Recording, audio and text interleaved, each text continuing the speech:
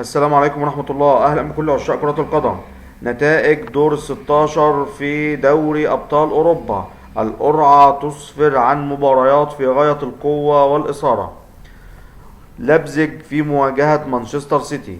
كلوب روج في مواجهة بنفيكا. ليفربول في مواجهة ريال مدريد. مباراة في غاية الإثارة والمتعة.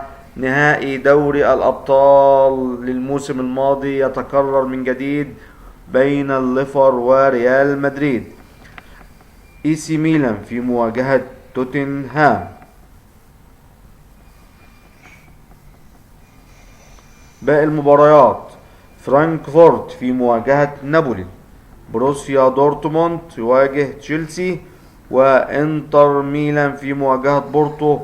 ومباراة أخرى في غاية الإثارة والمتعة: باريس سان جيرمان في مواجهة بايرن ميونخ. طبعا يا جماعة، أقوى المباريات مباراتين، هي مباراة ليفربول وريال مدريد ومباراة باريس سان جيرمان والبايرن. ننتظر المتعة والإثارة بعد نهاية كأس العالم. لو عجبك الفيديو ما تنساش تعمل لايك واشترك في القناة. إن شاء الله انتظر مننا كل ما هو جديد في عالم كرة القدم. والسلام عليكم ورحمة الله وبركاته.